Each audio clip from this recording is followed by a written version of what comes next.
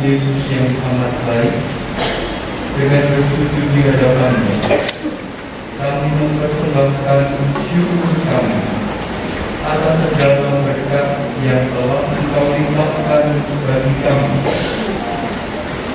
Tak henti-hentinya kami memuji kerahiman-Mu yang tak terpisah.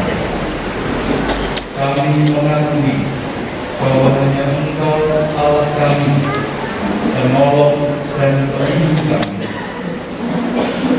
Mulai sekarang kami mau mempercayakan diri sepenuhnya kepada-Mu.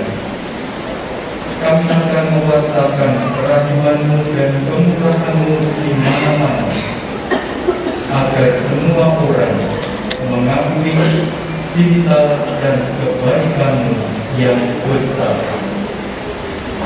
Semoga kehormatan kepada masyarakat kami yang suci,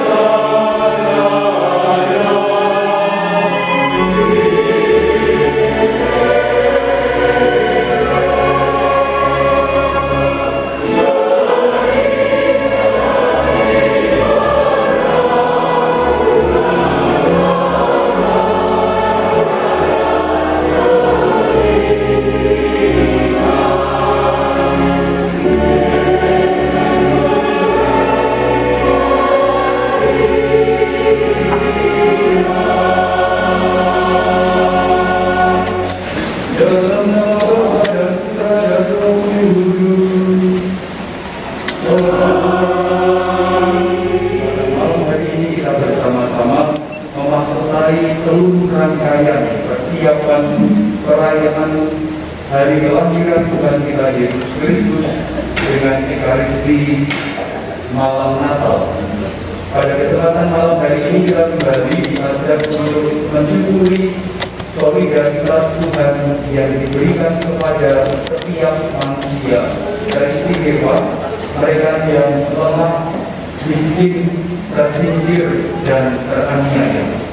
Malam hari kita masuk dalam misteri solidaritas Tuhan dan memiliki solidaritas yang sama, agar akhirnya kita pun akan memperoleh manfaat dan kesempatan yang sama untuk bersama-sama dalam kemuliaan surga. Maka sekarang mari kita awali Ekaristi malam hari ini dengan terlebih dahulu kita mempersiapkan hati dan batin kita hening sejenak.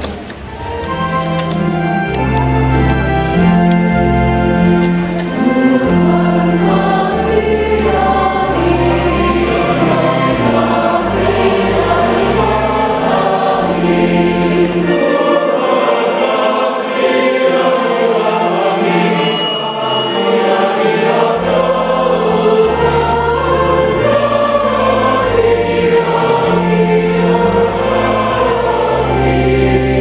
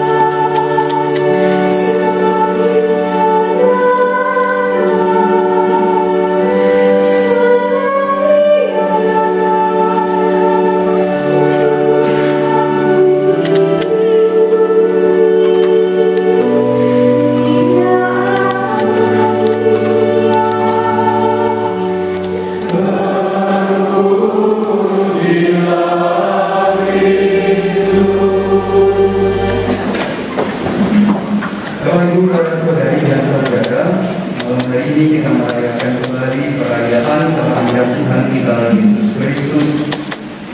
Pesan Natal KBI dan PBI sebagaimana yang sudah diedarkan sejak awal bulan Desember menjadi tema Natal bagi seluruh komunitas Kristiani di Indonesia tahun 2024 ini.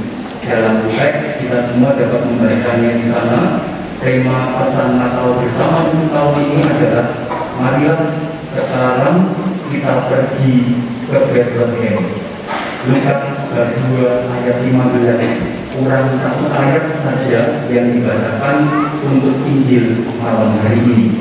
Tidak terbaca karena memang tidak tertulis, tetapi teks ini menjadi teks terakhir sebetulnya, ayat terakhir dari bacaan hari ini. Maka Bapak Ibu para saudara-saudara, saya tidak akan berbagi permenungan yang lain. Saya hanya akan sedikit mengomentari dan mengajak kita semua berefleksi dari tema atau pesan bersama KWI dan PGI Natal 2024. Nah, mari kita kupas bersama-sama para saudari dan saudara. Yang pertama, Bapak Ibu para saudari dan saudara, siapa yang tidak tahu arti kata Bethlehem? Siapa yang tidak tahu arti kata Bethlehem? Ada enggak? Tidak ada yang tahu. Berarti tahu. Yang tidak tahu hanya satu, yang lain tahu dua. Siapa yang tidak tahu Bapak Ibu arti kata Bethlehem? Ada ya? Sedikit ya? Yang lain tahu ya? Oke, yang lain tahu. Ada yang bawa HP enggak? Ada? Enggak? Bohong. Kalau ada yang bawa HP silahkan cek Bapak Ibu para saudari-saudara secara etimologis Bethlehem itu artinya apa? Nanti Anda akan menemukan. Bethlehem itu Bapak Ibu ada dua arti. Bet itu nanti kalau diturunkan menjadi kata bait. Maka kalau kita mendengar kata bait Allah itu kata dasarnya bet. Maka bet itu rumah. Maka bait itu artinya rumah. Maka Bethlehem itu artinya Bapak Ibu juga ada laham, ada lehem, laham. Laham itu artinya kue, cookies, roti. Tetapi ada arti yang lain. Maka artinya perang. Maka Bethlehem Bapak Ibu para saudari-saudara, kalau kita merenungkan tema Natal bersama KBI dan PGI malam hari ini, rupa-rupanya kita diajak untuk merefleksikan semacam dua kutub. Yang satu kesejahteraan, yang satu perang. Karena marilah sekarang kita pergi ke Bethlehem itu artinya marilah kita pergi ke rumah roti. Atau marilah sekarang kita pergi ke rumah perang. Dan artinya sama. Bethlehem artinya rumah roti dan rumah perang. Nah, kalau kita pertama-tama mengatakan Bethlehem itu rumah roti, Bapak Ibu para saudari dan saudara, maka relevan dengan bacaan Injil malam hari ini. Karena diceritakan Tuhan Yesus dilahirkan di Bethlehem, lalu ditempatkan di dalam palungan. Maka kalau kita sedikit berpikir kreatif para saudari dan saudara, maka roti yang akan kita santap bersama namanya roti Tuhan kita Yesus Kristus. Karena yang akan kita kunjungi di Bethlehem ada roti yang ada di palungan. Palungan tempat makan jiwa, bukan tempat makan kita, tetapi tetap saja tempat makanan. Maka kalau kita diajak pergi ke Bethlehem, sekali lagi kita diajak untuk menjumpai makanan kehidupan kita, Tuhan kita Yesus Kristus. Dengan demikian, Natal bisa kita refleksikan pula sebagai akar dari perayaan Ekaristi yang kita punya. Itu pertama kalau kita bicara tentang Bethlehem, maka ada rumah roti dan rumah perang. Nanti kita bisa mendalaminya lebih jauh. Nah, Bapak Ibu para saudara-saudara, kalau kita membaca bacaan dari ini, kalau si para gembala mengajak marilah sekarang kita pergi ke Bethlehem, ada beberapa unsur di sana yang rupanya perlu kita kenali dan perlu kita resapkan dalam hati apa sih yang sebetulnya bisa kita lihat di Bethlehem. Saya akan memperkayanya dengan surat apostolik Paus Fransiskus tahun 2019. Semoga Bapak Ibu semuanya, saudari-saudara pernah membacanya. Semoga. Tapi kalau tidak pernah, ya nanti setelah ini silakan dicari dan dibaca. judulnya Admirabile Sini tahun 2019. Hanya 10 paragraf para saudara-saudara yang bagus isinya. Nah, isinya apa Bapak Ibu? Isinya itu bisa membawa kita mengetahui apa sebetulnya yang bisa kita jumpai di Bethlehem. Karena dalam bacaan hari ini tidak langsung ketahuan di Bethlehem itu apa. Maka dari dokumen Paus Fransiskus terkait dengan Admirabile Signum, beberapa hal yang bisa kita jumpai di Bethlehem. Satu, Paus Fransiskus merefleksikan suasana tanpa perlindungan. Maka ketika kita ke Bethlehem, kalau kita diajak ke Bethlehem, maka kita diajak untuk tidak berjumpa dengan orang di dalam rumah, bukan orang yang berada di dalam pernaungan manusia. Tetapi kalau kita ke Bethlehem, maka kita akan menjumpai bayi lahir beratapkan bintang dan tangis. Maka kalau kita diajak ke Bethlehem, maka refleksi pertama yang ditawarkan Paus Fransiskus kepada kita adalah kita diajak untuk tidak memiliki katakanlah terlalu menjaga perlindungan manusiawi, tetapi perlindungan ilahi. Maka kalau kita membaca teks bacaan hari ini, Tuhan Yesus lahir di guanya, saya tidak tahu guanya berapa meter dalamnya, tidak pernah ada rekonstruksi tentang itu. Tetapi memang tidak ada pernaungan apapun yang dibuat manusia, tetapi yang dibuat oleh Tuhan sendiri. Maka kita diajak, kalau kita pergi ke Bethlehem dalam konteks Natal ini, maka kita diajak untuk jaga diri sejauh lebih daripada jaga orang-orang di sekitar kita atau jaga kekuatan manusia semata. Itu yang pertama. Maka Yesus lahir di alam terbuka, ditaruh di palungan, beratapkan langit, bertaburan bintang. Anda bisa baca di teks bacaan hari ini. Itu yang pertama bisa kita lihat. Lalu yang kedua, Bapak Ibu, para saudari dan saudara, kalau kita pergi ke Bethlehem, yang akan kita lihat apa? Jelas dalam bacaan kitab suci. Hari ini pun terbaca.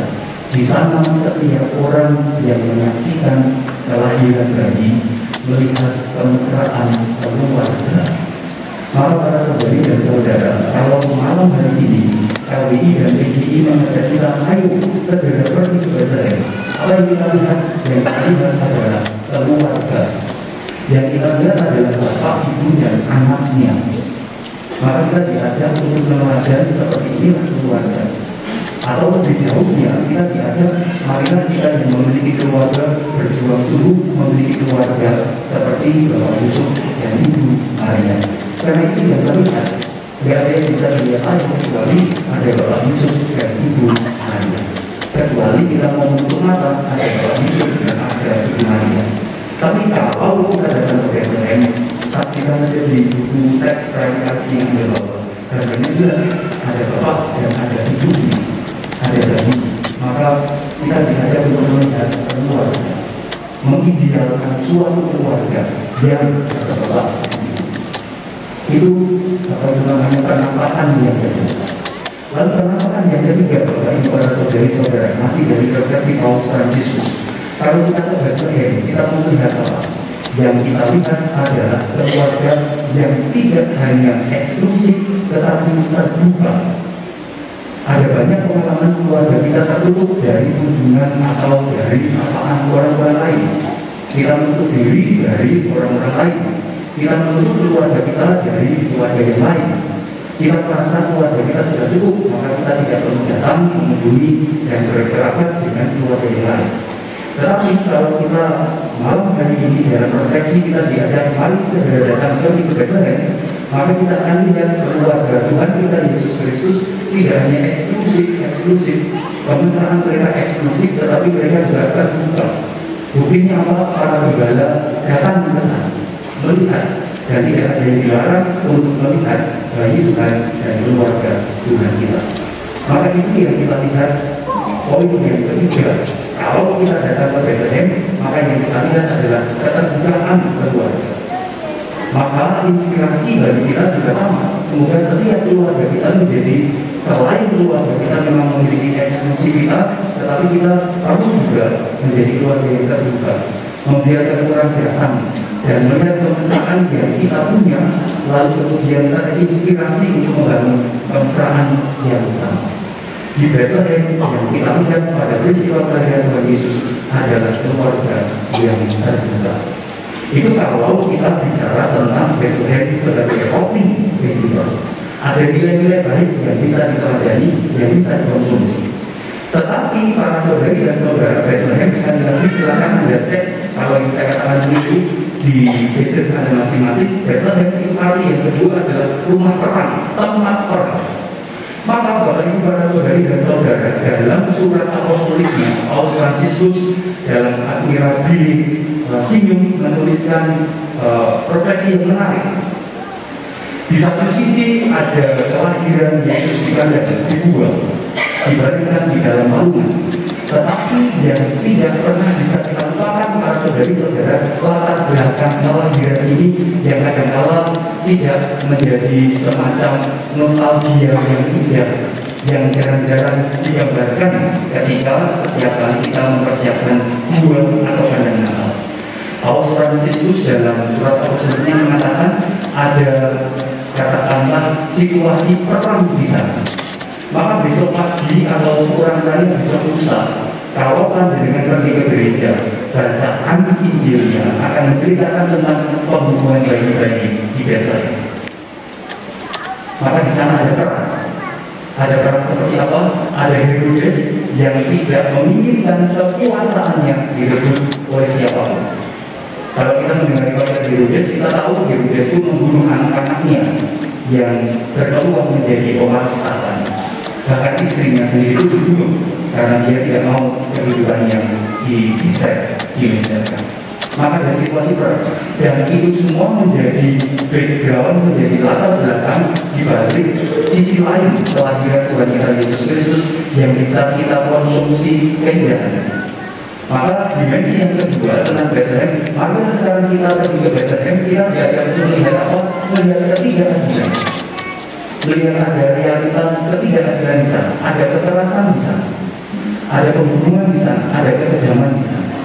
Maka para saudari dan saudara, ketika kita mengenangkan kelahiran Tuhan kita Yesus Kristus, rupanya kita juga perlu mengingat kelahirannya, rupa-rupanya diwarnai dengan kematian. Kelahirannya diwarnai dengan kerusakan-kerusakan. Ada perang di sana, ada sengketa di sana. Maka itu tidak boleh dilupakan. Supaya akhirnya Paus Fransiskus mengatakan supaya kita tidak hanya tinggal dalam nostalgia indahnya kelahiran atau indahnya bulan Natal, bukan, atau indahnya kandang Natal, bukan, indahnya pohon terang, bukan. Paus Fransiskus mengingatkan kita kelahiran Tuhan Yesus diiringi dengan kematian ibu-ibu yang menyaksikan anak-anaknya mati. Maka ketika kita Natal, selamatnya Bapak Ibu para saudari-saudara, kita diajak mengalami solidaritas seperti Tuhan Yesus sendiri. Nah, solidaritas kita dalam zaman, setiap zaman rupanya sama. Solidaritas kepada anak-anak yang tidak lagi memiliki orang tua. Solidaritas kepada keluarga-keluarga yang pecah misalnya. Solidaritas kepada mereka yang berkeluarga tetapi tidak memiliki buah hati misalnya. Setiap kali kita merayakan Natal, bukan hanya solidaritas terbatas pada itu juga, tetapi juga solidaritas kepada mereka yang tersisih, mereka yang terlantar dalam situasi-situasi yang tidak menguntungkan.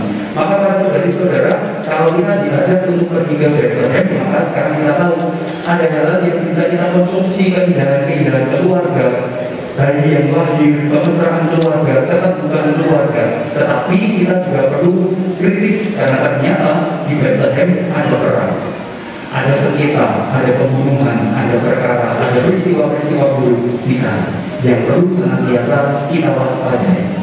Maka melihat keluarga kudus rupa-rupanya menjadi kewaspadaan dalam diri kita masing-masing, supaya kita juga tetap memiliki peluang membangun keluarga yang kudus sama seperti keluarga Tuhan Yesus, Ibu Maria dan Sang Yesus. Maka itu pertemuan pertama. Mari sekarang kita pergi ke Bethlehem.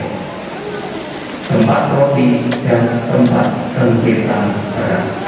Itu yang pertama. Lalu yang kedua, Bapak Ibu, para saudari dan saudara, dalam surat Apostoliknya Paus Fransiskus mengajak kita semua untuk semakin lama setiap kali kita merayakan perayaan Natal, seluruh keluarga diajak untuk mempersiapkannya sedari awal. Keuskupan Agung Semarang dan saya yakin juga ada yang berasal dari keuskupan lain dari manapun Anda berada. Advent pertama, Advent kedua, Advent keempat, ketiga, keempat, pasti akan ada pertemuan Advent, ada pertemuan Advent. Tetapi Paus Fransiskus mengajarkan kepada kita jangan hanya sekedar pertemuan Advent itu baik. Ada satu tradisi yang baik. Paus Fransiskus mengatakan kalau sudah ada teruskan, kalau belum ada mulailah lakukan. Apa yang disampaikan oleh Paus Fransiskus bagi setiap orang beriman Kristiani, setiap keluarga selain merayakan Advent dengan melakukan pertemuan, rupanya kita diajak bersama dalam keluarga mempersiapkan kandang Natal kita masing-masing. Lepas dari kata-kata diskusi atau lepas dari persoalan setuju atau tidak setuju, kita mau bikin kandang Natal tanggal 24 atau mau membuat kandang Natal tanggal 23, Paus Fransiskus mengatakan sedari awal marilah kita persiapkan di keluarga kita masing-masing kandang Natal, buah Natal keluarga masing-masing.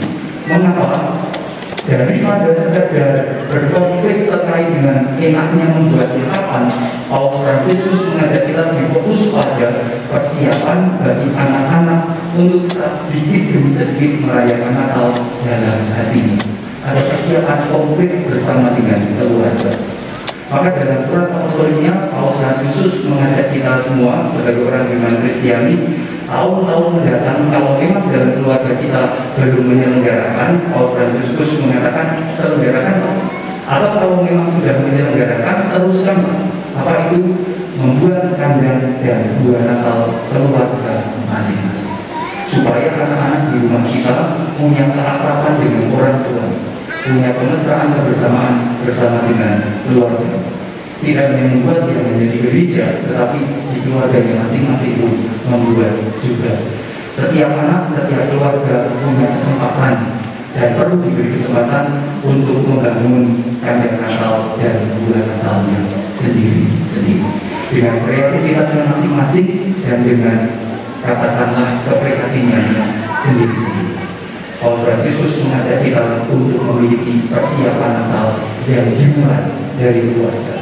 Jangan hanya pertemuan lingkungan lalu di rumah tidak ada apa-apa. Jangan hanya sekedar misa di gereja dan tidak ada persiapan di rumah. Dimulai dari keluarga masing-masing. Dan dengan demikian nanti harapannya setiap kali perayaan Natal ada perayaan klimaks dari seluruh persiapan yang sudah dilakukan. Itu pertemuan yang kedua. Maka yang pertama kita diingatkan, mari kita Bethlehem mengkonsumsi segala keindahan peristiwa kelahiran Tuhan kita Yesus Kristus. Tetapi kita juga diajak untuk kritis, ternyata di Bethlehem ada perang, ada pembunuhan, ada situasi yang tidak menyenangkan. Yang kedua, kita diajak oleh Paus Fransiskus dalam Natal sudah beberapa waktu yang lalu mempersiapkannya dari keluarga kita juga. Tidak hanya di tingkat lingkungan atau malahan hanya tingkat parokia, tapi mulailah persiapan di rumah keluarga kita masing-masing. Semoga dengan demikian Natal kita semakin bermakna, anak-anak kita semakin dikenalkan kepada pengalaman iman peristiwa Natal, dan pemesraan keluarga mulai terbangun dari hal-hal yang kecil yang mungkin biasa tetapi menjadi bermakna. Semoga Natal ini membawa kita semakin berani untuk pergi ke Bethlehem segera, bercermin dari keluarga kudus, tetapi juga senantiasa kritis akan segala situasi yang mengancam keluarga harmonis Tuhan kita dan keluarga kita masing-masing. Semoga damai Natal senantiasa melindungi dan mewarnai hidup kita ini dan sepanjang segala masa. Amin. Allah benar dari Allah benar. Ia dilahirkan bukan dijadikan, sehakikat dengan Bapa. Segala sesuatu manusia dan untuk keselamatan kita.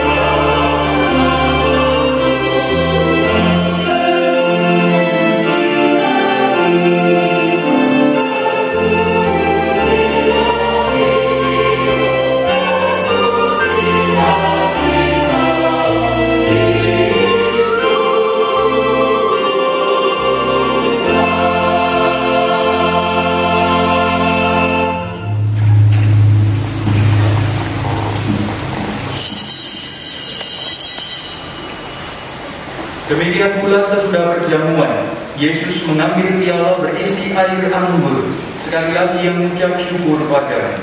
Ia mengedarkan piala itu kepada para murid seraya berkata, "Terimalah dan minumlah kamu semua. Inilah piala darahku, darah perjanjian baru dan kekal, darah yang ditumpahkan bagimu dan bagi semua orang demi pengampunan dosa. Lakukanlah ini untuk mengenangkan daku.